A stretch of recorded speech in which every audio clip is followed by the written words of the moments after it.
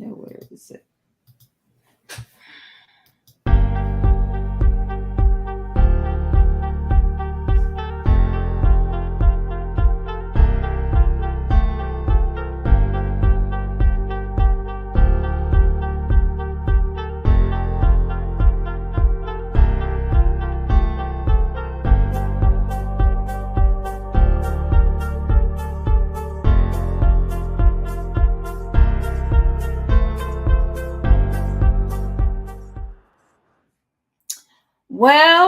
Well. Good evening, everyone.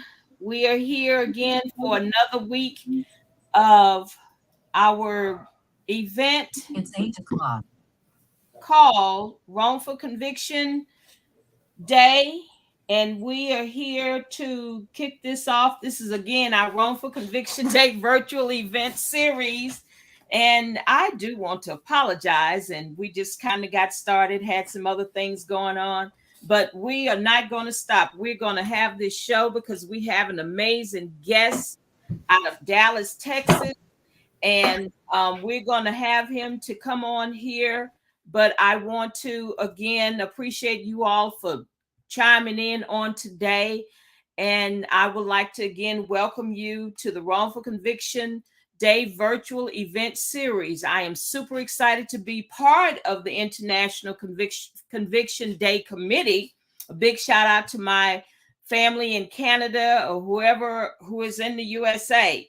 And I would like to thank the committee again on a weekly basis for allowing me to have this platform so that we can talk to some amazing and courageous people who were wrongfully convicted. And as I always share, since 1989, over 3,200 wrongful convictions have been revealed across the nation. This issue doesn't just impact those who've been wrongfully incarcerated, but their loved ones and communities as well. So our guest tonight is Christopher Scott, an exoneree from Dallas, Texas. Scott was convicted of murder in 1997 and exonerated in 2009. Since then, he and two others, Texas-based exonerees, founded the House of Renewed Hope, an organization dedicated to investigating the cases of wrongfully convicted people. And Mr. Scott and his team decided to give back to the community. And so I would like to introduce our guest on tonight, Christopher Scott. Come on in, Mr. Scott. Hey, how you doing? Thanks for having me. Absolutely. And again, I do apologize for this late start, but here we are. So we're going to go ahead and get started. Yes, sounds good. Yeah, so let's want to start with your childhood and how life was for you and all the good things that was instilled in you while growing up. Oh, you said as a kid. Okay. No, it's all good. I'm the baby out of 9 siblings. I have a big family. You know, we all grew up in the same household with both parents for a lot of our time as being on the earth. You know, we had both parents, and they taught us about right from wrong and having the responsibilities of actually growing up in the neighborhood, in the hood, and being able, one, to protect ourselves, and being and number two, being respected as well. You know what I mean? My mom, was a church-going woman, just like the rest of my family. My dad, he wasn't much of going to church, but then too, he did believe in the Lord or whatever. So, that was a good thing we had in the house. We always, was a, big religious faith family. So, that was good. And growing up in the neighborhood that I grew up in, everybody knew each other from kids. Mm-hmm. So, it's funny, like back in the day, the neighborhood raised us. Uh-huh. You know what I mean? The next door neighbor, the lady that lived up the street, if we got out of line, they was able to beat our butt and told, our mom and dad, when they came home from work, what actually happened. And then back then, parents was okay with that. because it was about, keeping us out of trouble, making sure, we know what discipline is. And if we do this again, this could happen to us again. So it helped us, get put on the right track as growing up as, young youth in a community where 95% was African American people. So in other words, you all had that village growing up. We had a strong village for sure. Yes, that makes the world of a difference. Seem like the village has gotten away from us, but we're here to bring it back. So let's go ahead and fast forward to you becoming a young man and becoming a father and just, doing the good things in life. Yeah, I had both of my kids at a young age. I was 20 with 2 kids. So, my whole thing was I was actually staying with my brother at the time. And he was the person that actually showed me really how to be a man. You know what I mean? About responsibilities, taking care of my business, and just letting me know, like, you're about to become a young dad. So you got to get your priorities in straight, in order. So, I got a job at an early age, started working, providing for one of my kids. And then next thing you know, another one came about. So right then at an early age, I already told myself, like, I'm not having no more kids. I done had 2 before I'm 21. So this is enough. And they like a year apart. So I was okay with that. I was living with my brother at the time. So I ended up getting a job with my sister at this retirement home called Tremont. It's in North Dallas. And, working there, actually gave me the type of money that I needed to make. Well, back then that I could, have a car, that I could, get my own place where me and my kids can live comfortably. And that's exactly what I had did. I got the job. I was there for about a year, maybe a year and a half before I was able to just bring my kids with me and make sure I have a solid foundation where they can be able to go to school and be around the things that they needed to be around. So after that, I was living pretty much the American dream. And then I met my girlfriend, Brandy, and we end up, moving in together. And we was raising my boys and enjoying everyday life. You know what I mean? She work, I work. We take the kids to school, pick them up, have them do their school work, and give them the love that they deserve and supposedly had. Yes. Because we always say we want to give our kids, the things that we weren't able to have.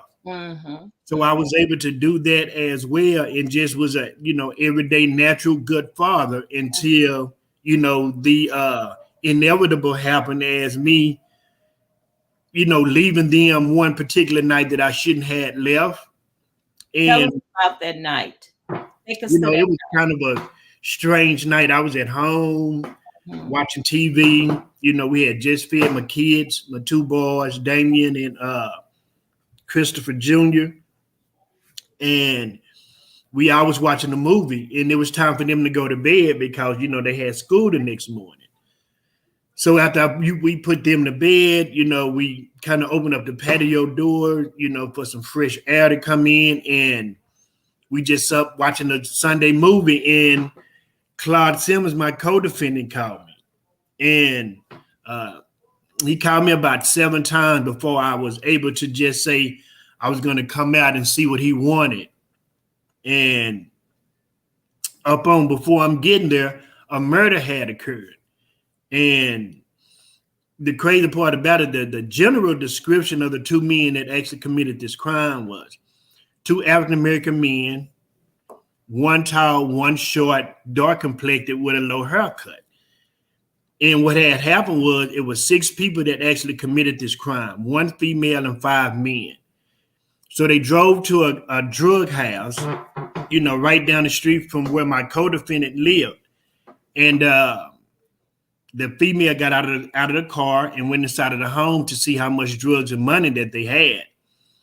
And once she figured out how much money and drugs they had in the house, she went outside and told the men in the car. So 2 of the men got out of the car, 3 men stayed in, and the lady got back in the car. As walking into the door, the Hispanic drug dealer recognized one of the guys as a type of person that pulled these kind of things. And once he recognized this guy, both of them pulled out their gun at the same time. Both of them fired at the same time, and the Hispanic drug dealer, got hit and he died at the scene of the crime. They get money, drugs, or whatever. They run out the house, get in the car, and they take off. And now the crazy part about it, the guy that actually pulled the trigger, he went home crying to his girlfriend, saying that he had just robbed and killed this Hispanic drug dealer. And he was trying to get some advice from her of what he should do. Now, 5 hours later, here I come into the neighborhood. Now, that the description that they put out, it matches my description because it's so vague. Mm-hmm. You know what I mean? When you say African-American men, one tall, one short, dark complected with a low haircut, you describing the NFL, the NBA, you describing every kind of normal African-American man that's walking up and down the street every day. Right. So I turned on my on Claude Simmons Street, so now I decided to go see what he wanted. Mm-hmm. But I never left the house at this time of the night. Wow. And it's crazy. My girlfriend told me, she said, "Hey, do not leave. The police is going to mess with you. I got a feeling." And I kind of got upset with her because I'm like, don't say that, because every time you women say that, we end up getting pulled over by the police, or we get in an interaction with some kind of a police, and majority of the time it don't go well. Right. So it's like a jinx, before we walking out the house, and I'm like, damn, she really said that. So now I'm kind of like leery, but I'm like, okay, I'm going to go. So up on, me arriving to the neighborhood, it's about a 35, 40-minute drive from where I live. So I eventually get to his community. It's a nice middle-class community. And everybody in this neighborhood grew up with each other. Everybody went to junior high school together. So everybody know everybody. And I met Claude through my girlfriend, which is Brandy. I met Claude through her because she's from this neighborhood called North Park. And that's how I met him. And Claude used to come to the grocery store where I worked at, because I worked at the local grocery store in this neighborhood. And we always used to talk about, his drug addiction. Like, if you want to stop using drugs, for one, you got to want to stop for yourself. For two, you got to stop, socializing with the people that entices you to use drugs, because I saw my brothers and their friends and older cousins use drugs. That's something I said I wasn't going to never do. But the same thing I told Claude is the same thing I used to tell my brother now. It was so simple if you want to quit using drugs. Yet so simple but hard, because if you're addicted to it now. So he used to come to the grocery store where I worked at, and that's exactly what we talked about. And this night that I'm coming to his home, when I turn on his street, I see a lot of police officers. I'm like, wow, like what's going on here? And then next thing you know, helicopter flies over my car and shines a light on it. I'm like, what's this about? So I'm like, well, I'm not really worrying about nothing because of the fact I know I hadn't did anything. So, us, we just pull up in the driveway, blow the horn, Cloud come out, we get in the car. We make about a couple of blocks around the corner, and then we went to the 7-Eleven, and I got out and got us a couple of soft drinks. And we sit in the parking lot of 7-Eleven. We drank our soft drinks. We talked about 15 minutes. Didn't take long, and now we headed back to his place. And when I turn on that same street, it just cops just flying up and down the street. And I tell Cloud, like, man, what happened? Something happened. There's too many police on the street. Now, my intention, like, I got to get off these streets because I do not need to be pulled over by no police. I do not at this time of the night, for real. Mm-hmm. So as I'm driving to Cloud House, a police officer passed by, but she make a U-turn. And I'm like, oh, she made a U-turn. He like, don't worry about it. I say, look, I'm gonna park in your driveway. I'm gonna come in the house, sit down, and just watch TV till everybody leave. All the cops leave. Mm-hmm. I'm inside of the home, maybe 45 seconds. Phone ring, I pick it up, answer. It's the cops. They want us to come out. No, we're not coming out for what? And then I hang the phone up. They call again.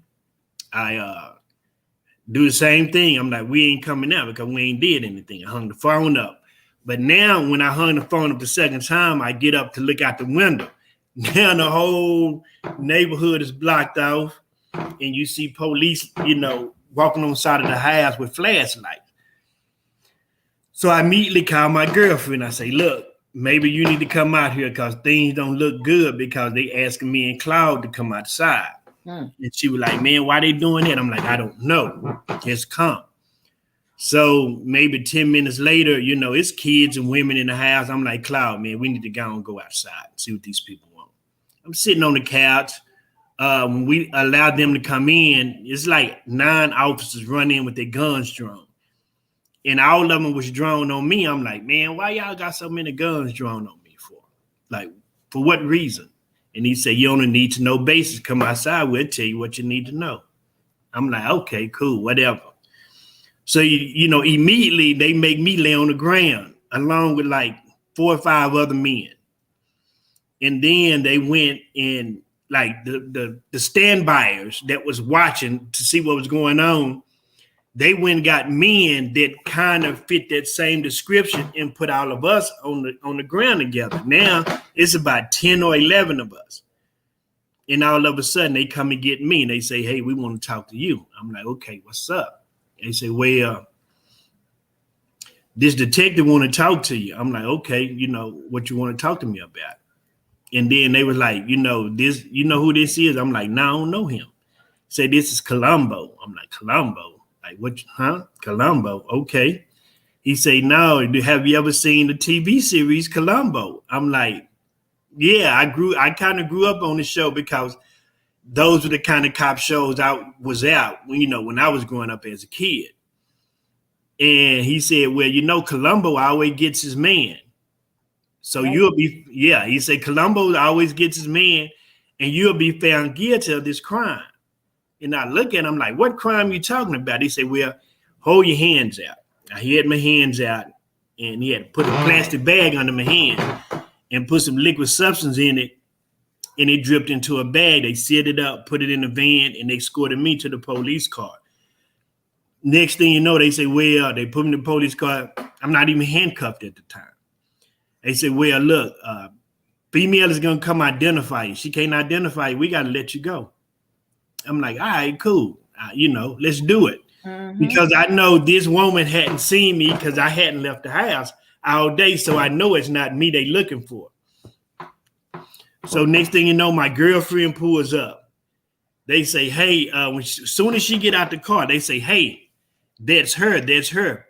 Grab her. I'm like, grab who? And they were like, that lady right there. I'm like, man, that's my girlfriend. She been at home with me all day. He was like, yeah, that's what you say. So they immediately handcuffed my girlfriend, put on the ground. Now they thinking my girlfriend is the lady that went inside of the house and set the robbery up. So they was like, hey, we want to search both of y'all cars. We like, cool, search the car. They searched the car. Now what they're actually looking for is the clothes that the people who committed this crime had on, because the description of the clothes didn't match the clothes that me and Claude had on. It didn't match. So they looking for these clothes. So they went inside Claude's house, looked for the clothes. They couldn't find it. So now they wondering, like, what are clothes at? Like, what clothes you talking about? Like the clothes. I'm like, we ain't changed no clothes. Same clothes we had on, we got out the car. So they say, don't worry about it. You going downtown. So they take about 17 of us to jail that night. All the people that was laying on the ground and everybody got in the paddy wagon except me. I was in the back of a police car. Next thing you know, I'm in the Capers building. So it's kind of sectioned off. So they put like 17 people on one side of the room and they kept me on the other side of the room. And they handcuffed me to a bench in front of a big glass window. And it's like 1:00, 1:30 in the morning. I got my head in my laps because I'm in my lap because I'm tired. So as soon as I raise up, a police female and the Hispanic lady that husband had just got murdered, she walked the lady up to the window and pointed at me and said, "This is the man that killed your husband." It wasn't a question, it was a statement. And a Hispanic lady said, see. Now I couldn't hear her, but I read her lips, and the first thing I said was, I know she didn't just say what I thought she said. So I wasn't really worried about it. So now I go to interrogation. So when they interrogated me about drugs. They like, who you get your drugs from, how much drugs you buy, or what. I'm like, man, I'm not a drug seller. I'm not. They were like, yeah, we know you're a drug seller. You're a kingpin drug seller. I'm like, kingpin? I was like, man, what kind of kingpin drug dealer work at a local grocery store? It's just unfathomable for a kingpin to be working at a grocery store. So eventually I told him, I say, look, let me use the restroom. So now I watched enough cop shows to know, like, if you walk outside of the interrogation room and you look up, it's what you're being questioned about is on top of that door. When I looked up, it said homicide. I'm like, So when I get to the bathroom and was able to put some cold water on my face, now I understood why they put this liquid substance on my hand and it dripped into a bag. They wanted to see if I fired a gun. I'm like, okay, cool. I hadn't fired a gun, so I'm not worried about it. Now, as of that time, I'm the guy that actually pulled the trigger. I'm the trigger man. I'm the one supposed to have killed this guy. So when I get back to interrogation, I ask the man, like, what y'all really want to know? Cause this is a bunch of bull crap.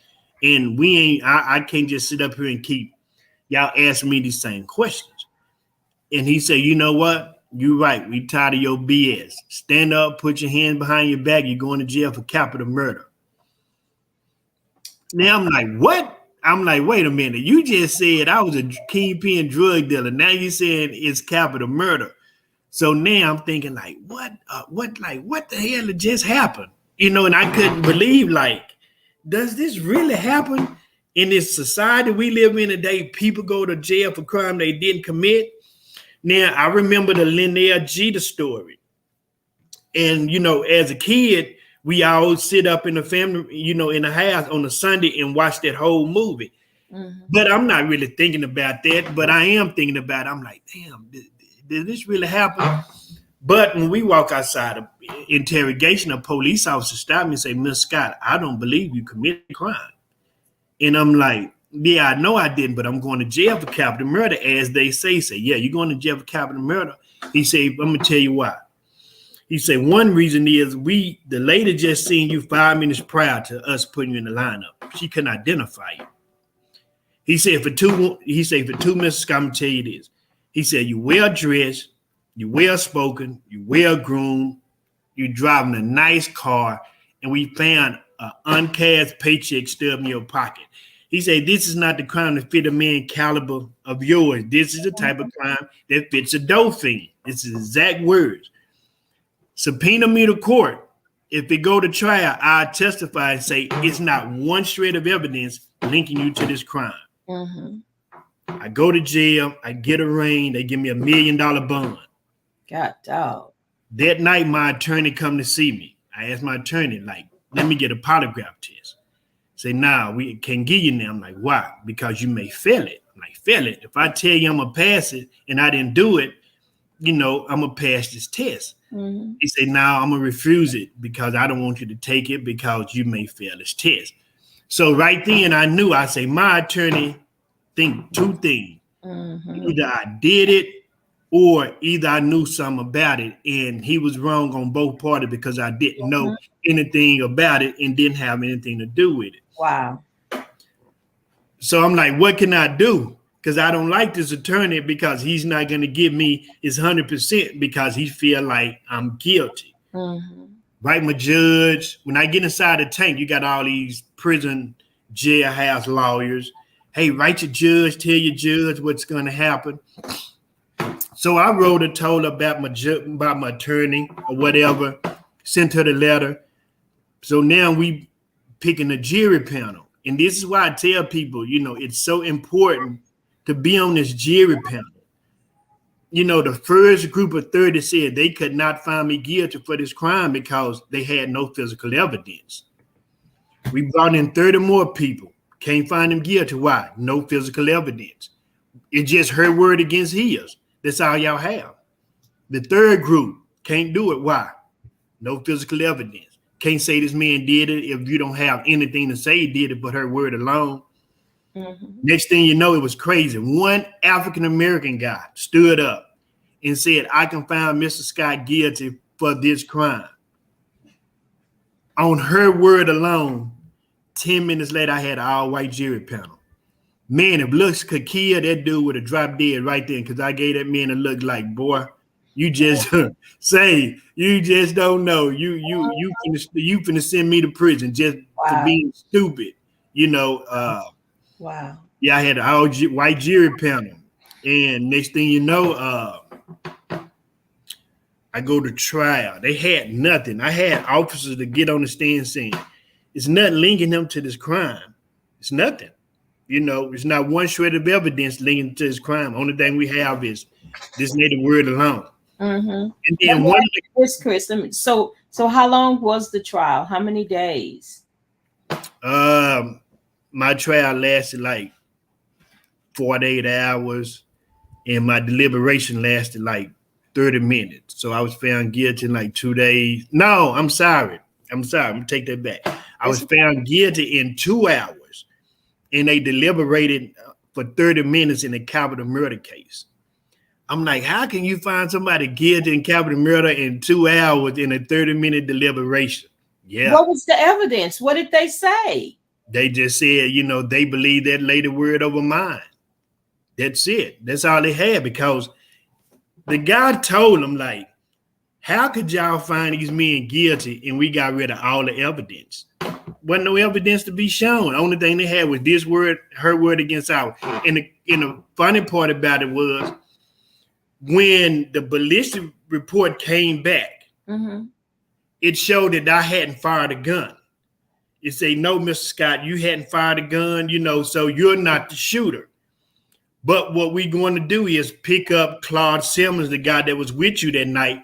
He's the shooter. Mm-hmm. Now they can't test him for gunpowder residue because it's too late. Mm-hmm. So now they can say, okay, you the shooter and he's the accessory.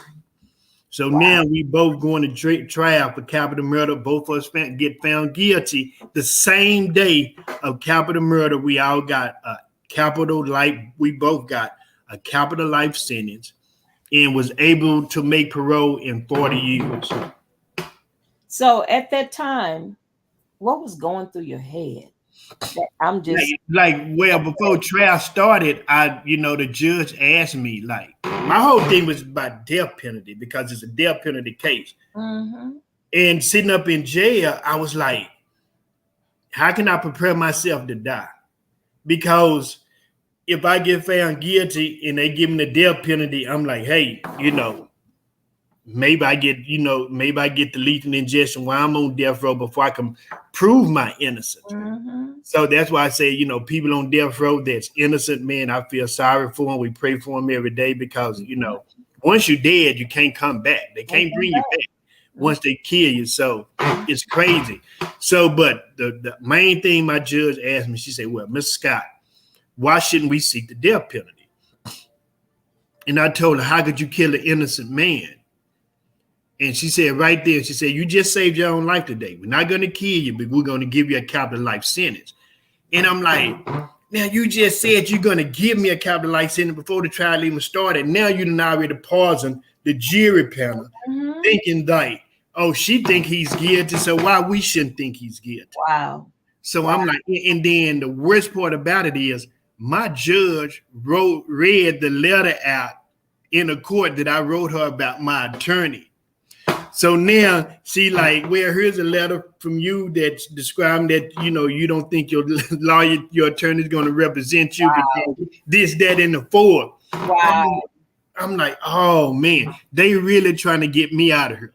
For real. And when she did that, I was like, man, I didn't have faith in the system no more anyway. And now they just made me double down on it. Yeah. So like I said, 2-hour trial, 30-minute deliberation. I'm going to prison for this crime I didn't commit. And you know, I'm like, man, I can't believe I'm finna go to prison for something I didn't even do. Wow. And how can I prove my innocence? Because I have no DNA in my case. My case was the first non-DNA case. So I'm like, how can I get out of this situation? But it's crazy. The courts tell you how to do it. But when you bring them enough evidence, it's still not enough evidence to do it. They say the only way you can get out of prison, non-DNA case, is this. Somebody has to come back and confess to this crime that only knows of details that was actually at the scene of the crime. That's one. But and number two is new discovered evidence. Is there something out there that's, you know, we can bring out as evidence that can prove that you didn't do it? Right. And I'm in prison every day thinking about, like, man, how I'm gonna get out of this situation, because every innocent project I wrote said they do not do non-DNA cases. Wow. Let me ask you this before you go any further. Okay. How did this affect your family? You know, it took me away from my kids when I was 4 and 5, when they was 4 and 5 years old. So they didn't know first minute they dad in their life, and the next thing you know, dad is gone. Then they like, where my dad at? You know what I mean? Like, where is he? So they asking about me. And I was like, I don't want my kids to know nothing about this right now. Let me be able to tell my kids when I need to tell them about, you know, what actually happened. Let me be the one to tell them. So, you know, it's driving me crazy. I'm like, you know, we had this routine going on there. It's broken. Now, other people has to raise my kids because the mom wasn't about raising babies. So now other family members had to step up and raise my 2 boys. And I felt some kind of way about that. Like, man, you know, I hate somebody have to raise my kids because they ain't going to raise them how I was going to raise them. You know what I mean? So it affected them. And like my family had to go to counseling, you know, behind this, because they was like, I can't believe that I'm the baby out of 9. And they were like, I can't believe they took my little brother away from us like that. And we know he didn't commit this crime. Wow. Well, yeah, they had to go to, you know, counseling sessions to deal with it. And my mom and my sister was like, it hurts us so much to write you, because we would never thought we'd be writing you and you be in a position like this. So I didn't get very many letters because it hurts that much to do that. So, and I understood that, because I can't tell you how to handle your own grief. You know what I mean? However you grieve, that's how you grieve. You know what I mean? I can't knock you for that. So I'm sitting in prison trying to wait on a miracle. And I thought what were you doing in the meantime? You in there for 1 month, for 6 months, a year? Yeah. Whole life sentence ahead of you. And I'm sure those days were long. Oh yeah, they was real long, because for one, when you first get to prison, it's about, you know, certain rules that must be followed and governed. And it's crazy, when I went to prison, I was a little bitty guy. I was like 145 pounds. Wow. I'm skinny. But now I'm from the hood, so I know how to fight. That's how we did growing up in my neighborhood. You had to fight, you know. It wasn't the guns and all of that back then. It was just, you know, knuck if you buck, you know what I mean? So it's just how it was. So, you know, my first, like, I was in there about 3 or 4 months before I actually had my, like, first fight with a guy, you know, in the commissary line, and him trying to skip me, thinking, you know, something was weak or whatever. And it's crazy that, you know, when we say that, but it's true. They say if you hadn't seen any of your friends that you grew up with in a long time, they say it's 2 places. They either dead or they in prison. And I saw that when I went to this prison called Cofield in East Texas. it was so many guys in there that I went to school with that I hadn't seen in Wow. many years because my first, I think they maybe my first time on Prison Rec Yard. And you know, my middle name is Sean. Mm-hmm. Nobody calls me Sean, but the people that I grew up with Right. as kids. And I'm Right. walking around the rec yard and I heard somebody holler Sean. And you should have seen the way I turned around and tried to look for that person because I'm like, don't nobody call me that, but somebody I know, you know, Uh-huh. as a childhood. And I Yeah. looked and I seen about 4 or 5 guys that I went to school together. And I was like, man, this is Yeah. where we all at. And like we finna do we finna do some time on this unit. It was crazy. Like it's 75 exonerees in Dallas County. At least 50 of us was on the same unit at the same time. You Wow. know what I mean? It's crazy. Like Cofield was the incubator for wrongful convictions. You know what Mm. I mean? It was crazy. Like they were just housing us and trying to keep us strong and fresh to, you know, do the work that they should be doing themselves. Mhm. So what came to your mind to prompt you? You were still wanting to prove your innocence. What triggered you to do? How did you know to do this? I mean, you know, it wasn't even about me. You know, I'm like I said, my family is very religious, and it's crazy. And I forgot to mention this. Like when I was growing up as a kid, Mm-hmm. and my mom was having a prayer meeting, Okay. and with some more aunties in the pastor day church, I'm running through the house, and the pastor said, "Hey, I want to pray for you." I'm like, "What?" I'm 6, 7 years old. I'm not like, man, what you mean? And then I looked at my mama and she gave me that look like, boy, you better let that man pray for you. Right, right, right, right, Right, cool, like, come on, Pastor, make it quick. You know Uh-huh. what I mean? And Playing. but he told me, he said, look, the reason I'm praying for you is you're gonna go through something so trying, so terrible. The only thing that's gonna get you out of this is the faith you have in God. Mm-hmm. Mm-hmm. And he prayed for me. I went on about my business. And it all of that's going to come back to fruition because like 17 years later, maybe 18 years later, at my dad's funeral, before his funeral, that same pastor's son told me the same exact thing. I'm walking through my sister's apartment and him and his wife, the pastor and his wife sitting on the couch. I walk through, they say, "Ooh, I want to pray for you." I'm like, "What?" But I'm not even thinking about, you know, back in the past. And it's crazy. They say they want to pray for me. My mom coming around the corner. And it's like she's always there. And they were like, you know, Sister Scott, we want to pray for Brother Christopher. Mm-hmm. What's up? Like, and he told me, say, look, I just feel like you're going to go through something so trying, so terrible. The only thing going to get you out of faith you have in God. Yeah. And they started praying, went to the funeral. Before we went to the funeral, he said, Mr. Scott, I want to see you in church Sunday. I want to pray for you and tell the congregation why. I said, I'm going to try to make it. He said, no, don't try to make it for me. Mm-hmm. And it's crazy. I didn't make it. 2 weeks later, I was in jail for capital murder. Wow. When it happened, I didn't even think about that. Uh-huh. It was the first thing for my mind. My first thing in my mind was like, I can't believe Dallas County, I do criminal justice system doing this to me. Mm-hmm.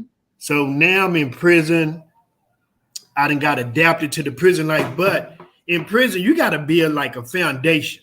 Mm-hmm. Mm-hmm. And it's like, what can I do to keep myself out of trouble? And these are the things that I did. Growing up as a kid, I used to watch soap operas with my mama all the time. And in prison, I got back to watching soap operas again. And I didn't believe, like when my brother and them used to come home from prison, they say, it's 3 things mandatory in prison: the news, soap opera, and sports. And I'm like, soap operas? They were like, yeah, it's mandatory. Like, yeah. Uh-huh. It's real about General Hospital and Young and the Restless and all my children and one life to live. Yeah. No, seriously. So when Wow. I figured that out, I say, so okay, this part of my day. What I did, I started working out. I said, I got to get a few muscles. I said, okay, I got to put on some weight. Then I was like, I started working in the kitchen so I can eat what I wanted to eat.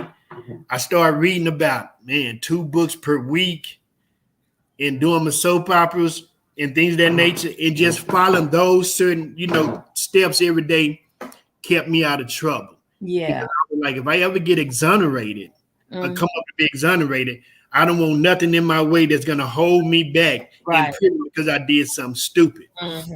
So I did that, my regular routine, and then all of a sudden, it's crazy. This guy, Alonzo Hardy, he was locked up with my brother, but he didn't know this guy was my brother. So my brother worked in a prison barbershop. And Alonzo Hardy is the guy that actually committed this crime that I went to prison for. But how did you know that? I didn't know it. Well, everybody in the neighborhood knew who committed the crime. Okay, gotcha. Even our police lieutenant came to our trial and said, these are the two men that committed this crime, which was Alonzo Hardy and Derek Anderson. And when the lieutenant of the police force told the judge that, she said, get that out of my courtroom, that's hearsay. I mean, it has no leverage in my courtroom because you saying these guys did it, they don't mean they did it. So we got the ones that, actually did it. And if you look at our records, me and my co-defendant record, Klaus Simmons' record was clean.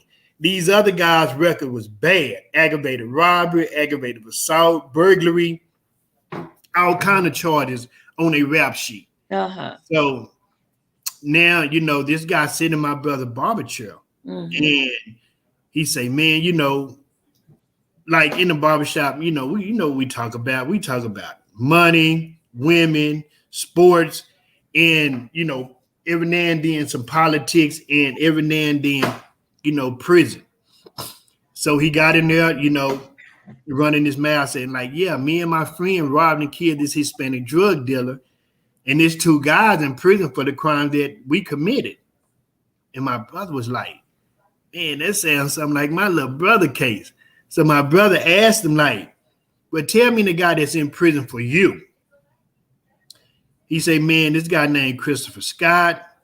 He got 2 kids. His girlfriend name is Brenda Simmons.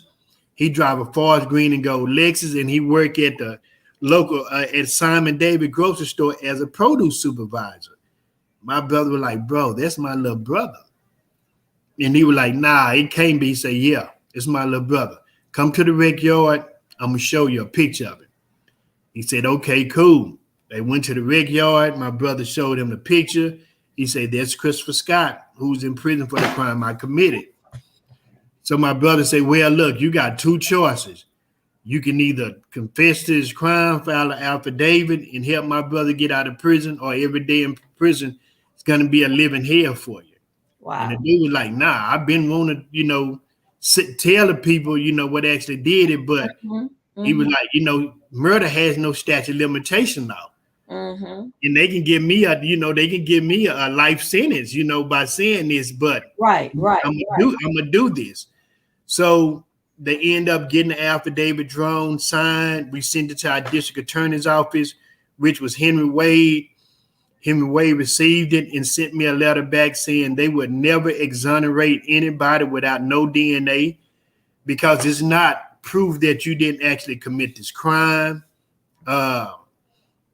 Don't write this office anymore because this is a cold case and it's closed. So now I wasn't really even mad about it, because you got to understand one thing about this. They didn't believe cops when they got on the stand and testified in my behalf. You think they're going to believe a dope fiend? No, they're not going to believe. You think it's cops testified in my behalf to say I didn't commit this crime. Wow. So it wasn't nothing important to me saying I committed this crime. So if they didn't believe them, why are we going to think they're going to believe a dope fiend? Right. I wasn't even too much mad about it. But the break that actually happened is in 2004. Was it 4? Yes, 2004 was the first African-American in the state of Texas history got elected to be the DA of Dallas County. And it's crazy because we was in prison watching that race, and we was like, there's no way this guy going to win. This man ended up winning. Wow. And the crazy part about it was when we saw he won, it's like our prison won a prison Super Bowl. Man, everybody was jumping up, hollering, because now we actually feel like we have a chance. We have somebody in this high position of color that know how, African American men and women are treated in our courtroom. Right. And then, hopefully he can bring some justice. And he did. Like his first 8 months, 9 prosecutors got fired. Nine of them. And he told some of them, if I could bring charges up on you, I would, because the things y'all did to these individuals are criminal. It's criminal. And at least 6 of those 8 people he let out was from the unit that I was on. They were like, man, that DA in Dallas doing his thing. Y'all better reach out to that brother. I'm telling you.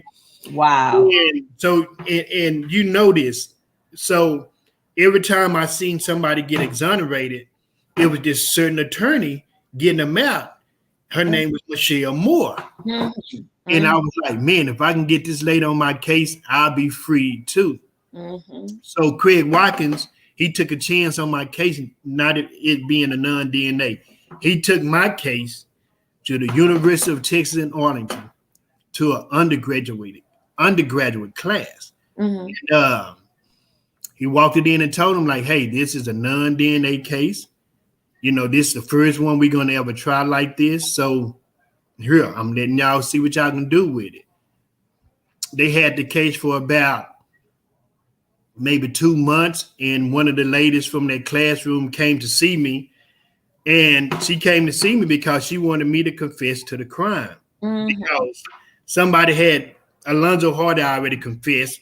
So they were looking for the second person. They wanted me to be that second person. I'm like, nah, I can't say I did something. I can't confess to a crime that I can't commit. You must be crazy. Like, really?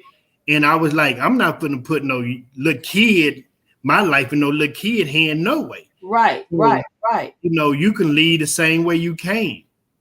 And, she was a little kid. She really didn't know no better, but she was trying to do the right thing. Right. So we both got up and went our separate ways. But, the good Lord always work a miracle, because the doors was locked and we couldn't get out of the room from each other. And she actually, I'm going to tell you though, what actually I think turned the whole story around is one day I got a letter from my mom. And my mom had wrote me, and I had forgot all about this. She was like, do you remember what Brother Worthing told you when you was a kid? I was like, no. In my mind, I'm like talking to the letter, like, no. And she said, you remember, he said he was going to go through something so trying, so terrible. The only thing that's going to get you out of faith you have in God.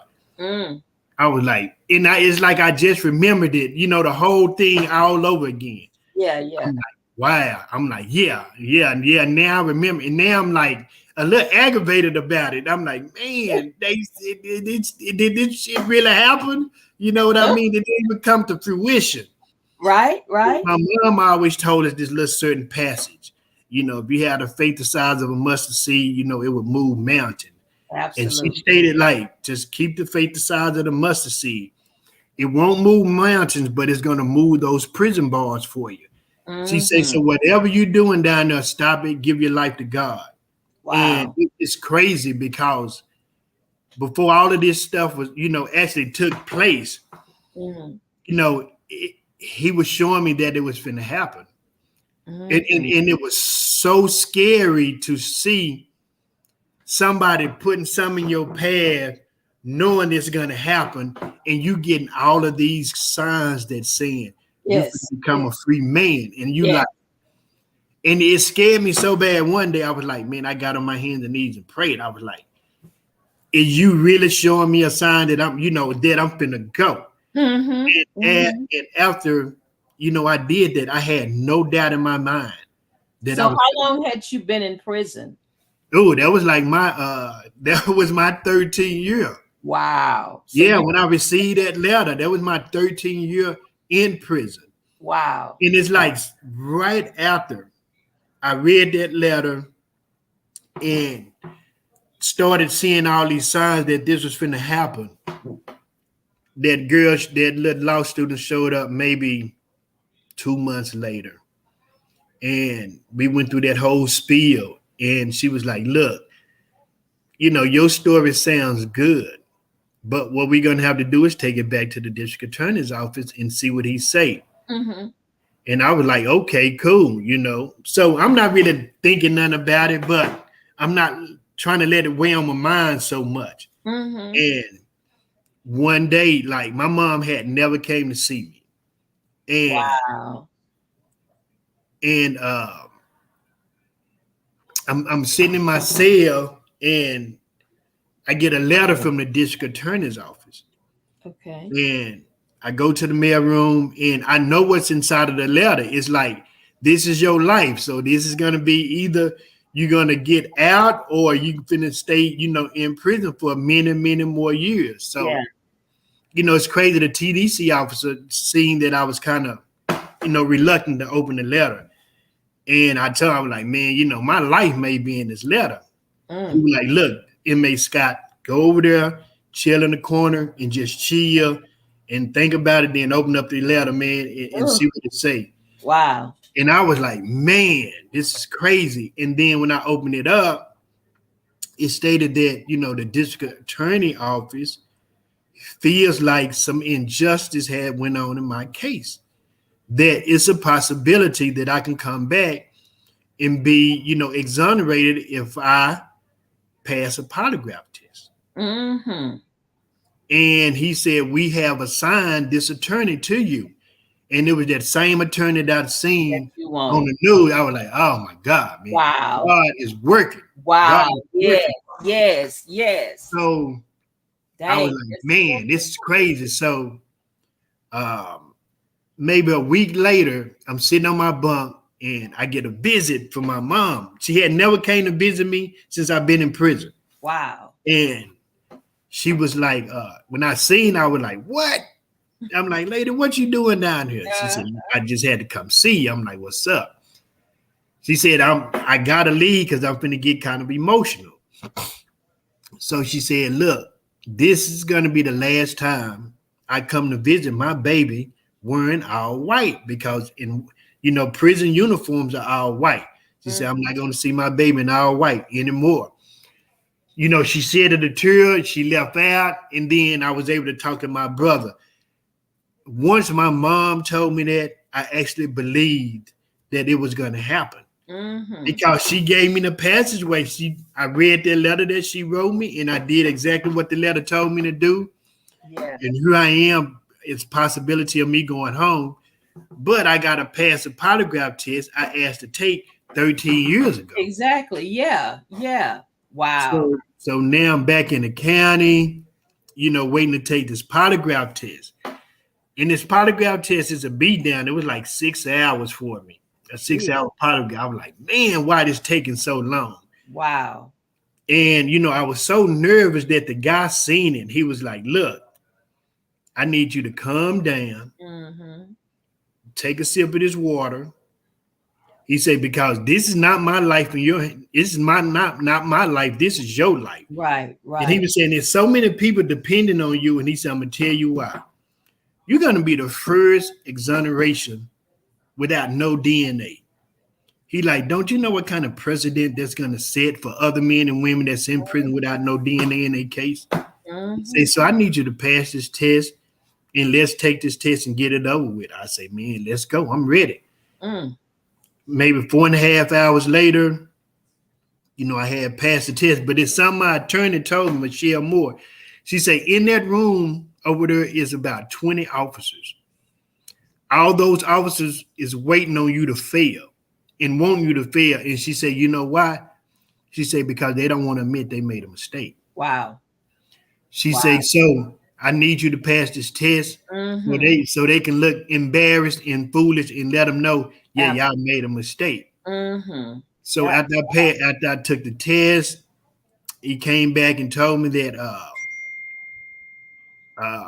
I concur, chief of police concur, DA concur, head of polygraph test concur. You was telling the truth. I was like, man, it's like that God, 1,000-pound brick was lifted off my back. It's like it felt like I was 145 pounds again. I felt light. My heart was jumping out my chest. I couldn't believe, like, I'm actually finna go home. mm-hmm. I'm actually finna be free. I have heard your story, many times, Right. but each time that I hear it, You learn something different. I hear something different. Your story is the same, but it'd be, like I might have got distracted or something Right. like that. And so I always hear, and I'm just, it's like I feel what you're feeling of you retelling this story again. Right. It's just I don't know how to explain it, but to know that you were in prison all this time. And I mean, how rare is it your brother who's in prison cutting the dude's hair who lied or whatever the case Right. may be, admit Right. that he committed a crime, and you was the fall guy for it. That, I Yeah. mean, It's how rare crazy. is that? That Yeah. is Yeah. so crazy. So now that everything is done, you didn't pass the polygraph, everybody didn't concur with everything. Tell me about the day you was able to go home. I couldn't even sleep. I could imagine. I couldn't even sleep because there was so many like newscasters came and did interviews because being the first non-DNA case, it was a big story. Right. And it was so many people wanted to come talk. So I talked about 6 or 7 newscasters. Now I'm wired up, like I'm ready to go home. And I Yeah. know my day for 13 years is tomorrow. So I'm like, Right. there's no way I can sleep. Yeah. So I stayed up all night, and I was able to like close my eyes. And when I closed my eyes, the light came on. They were like, hey, it's time for you to go, pack your things up. And Okay. I was like, man, I'm finna finally get back to Dallas County, as a free man. I'd be able to walk out free. And the only thing I wasn't really worried about it, but I wanted to be found actual innocent Right. Right. because that's the highest bar. Uh-huh. And being actually innocent, it means you get compensated.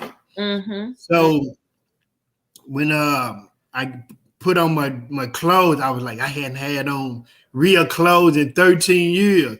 I was like, these clothes feel so much better than those prison clothes. Uh-huh. I looked at myself in the mirror, and now my co-defendant is right on side of me because we both getting exonerated the same day, the same Same time, time. in the Yeah. same court. So, Yeah. we hugging each other, embracing each other like, man, this been a long journey. Mm. But he said, one thing, man, it's a high power. And that's why the reason we getting out right now, man, because Exactly. there is a God. I'm like, yeah, Absolutely. bro. Because Yeah. if it wasn't for him, we wouldn't be in this position. How many people that's going to come back and confess the capital murder? And I was like, man, it's crazy. We went out to the courts. Mm-hmm. The whole neighborhood was there. Everybody that knew we didn't commit that crime, they was there waiting on us to get exonerated. Because these were the same people that watched us go to jail. Now Right. they're watching us get exonerated. Right. Right. Once that judge said, I found y'all actual innocent of this crime, meaning y'all didn't have any knowledge or have anything to do with it. Y'all today are free men. The first thing I did was got up and hugged my mom and, didn't think I wanted to let her go, but it was just like that motherly hug you used to get before you went to school. Right. You Right. got a chance to smell her perfume. It's Yeah. the last thing you smell before you walked out the house with your mom perfume, Yes, getting indeed. on the school bus, going to school. That's how I felt that day hugging my mom again. Wow. Like I was going to school for the first time. Yeah. Yeah. So now that you're out and that day finally came, you gave your mom the hug and all the cameras and everything. What was your first night like at home? I mean, did you go to sleep after the day finally was over? Yeah, I was able to calm down. I took me a good long hot shower by Yes. myself because in prison you got to shower with 1,000 more other men. Wow. I was able to be in the bathroom by myself, close the door, put my head up underwater, and just it's like that Calgon moment, Calgon take me away moment. Like, man, I am free. I'm washing all of this stuff off of me and Yes. it's going into this drain. Mm. And when I stepped out that shower, I was a whole new man. All Wow. that dirt and Are- many years that was on my skin is gone off. I done Yeah. cleansed it. Yeah. But it's crazy that I couldn't even cry. I didn't cry at trial. Hmm. I didn't cry when I got exonerated. And I knew it was a well of emotions that was inside of me needed to come out. Right. And it's crazy how God do it. It's 9 o'clock. I cried on a stranger's shoulder. I knew this lady about maybe a month after I got out of prison. Mm-hmm. And she's helping me try to get some assistance. Yeah. Yeah. In one day it just happened. I just cried for about, oh my God, for about 2 or 3 straight minutes. Wow. And she prayed for me as I was crying. Mm-hmm. And when I got through, I wiped my face. I say, this God just cleansed my soul. It's a wrap. Yeah. I don't got to deal with it no more. But God had took all the pain away. I done cleansed my soul from that cry. Now I'm good. Now I can focus on why God actually let me out of prison. And that was to help other innocent men and women get exonerated as well. That's why I started the House of Renewed Hope. Yes. I wanted to actually like give back. I want to make a difference. I want to be a life changer. Mm-hmm. And now that, I'm actually out here doing that work that God put me out here to do. Yes. Just that much better to be out here trying to help other men and women get their freedom back. Mm-hmm. Wow. Wow. So I know you have a couple of cases you're working on because you're working on cases with us, Prevention Zone. Right. And so just seeing how everything is panning out, it just kind of seemed like I don't know, but like I don't know how it's gonna happen because it's kind of glam right now. But we got it to a point to where it's a possibility. Yeah. And if the person do the right thing, it could actually happen. It can. You know what I mean? So we just gotta, like we say, keep praying about it, hoping God, put someone on her heart to do the right thing, because that's all that's missing is her recantation.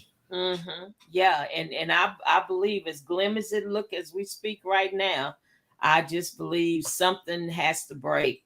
So we have heard your story, and I appreciate you. And to our audience, we did get a late start, but it was for a good reason. If you didn't get a chance to catch the beginning, this is on Prevention Zone Inc. on Facebook, and then we have a YouTube channel, Prevention Zone Inc. You can hear the story over and over again, and then of course our previous guest that we had for the month of October, and we'll be ending on next week with our another guest that we have coming on, sharing her story, and you'll hear it from her, Tracy Brown. You'll hear her story. So, Christopher, what do you have going on now that the people can reach out to you? You have a website, you have a podcast. Tell us what you have going on right now. Well, they can go to Exoneration Nation Podcast.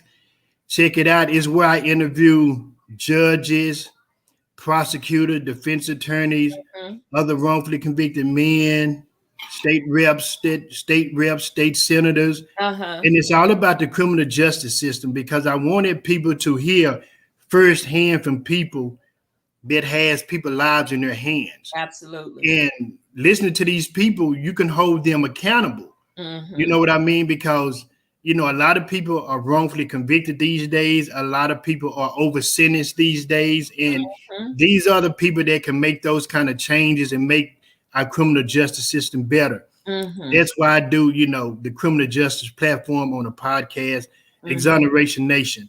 If you haven't ever, watched the documentary True Conviction, it's about me and a couple of more other men that was wrongfully convicted that started this agency to help wrongfully convicted men and women get out of prison.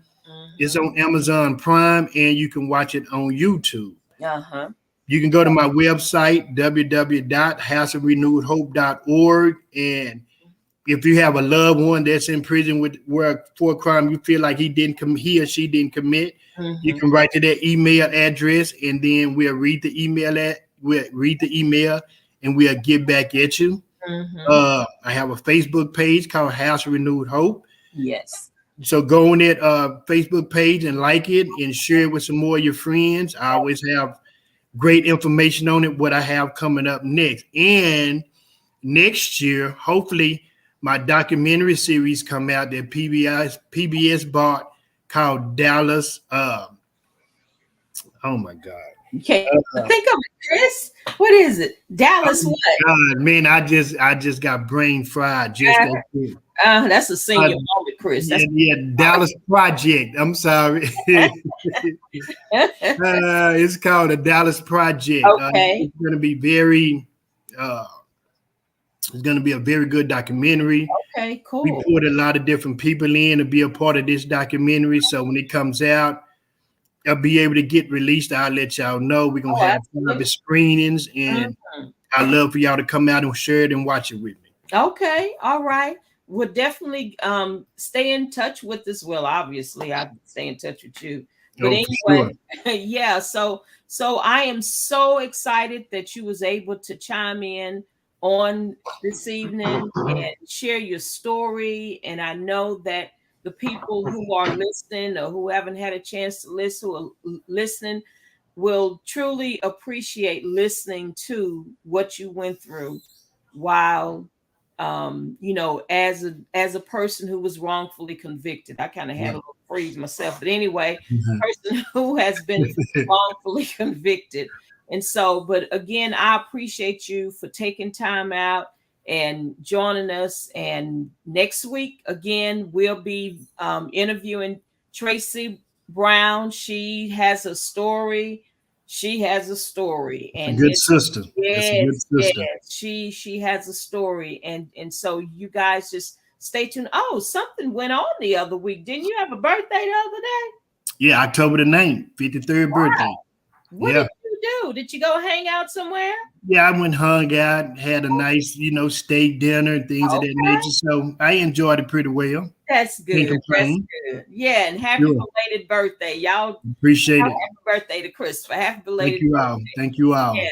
But anyway, we're going to go ahead and end tonight. And I thank you guys for joining us on tonight. And Chris, again, I appreciate you taking time. You my little brother, and I can always count on you. I appreciate you so much. My family love you, and I love them too. Yeah, so we look forward to seeing you again soon. Sounds good. We'll be in touch. And you all enjoy the rest of your evening, and be with us on next week, 7:00 with our guest Tracy Brown. Goodbye. Okay. So let's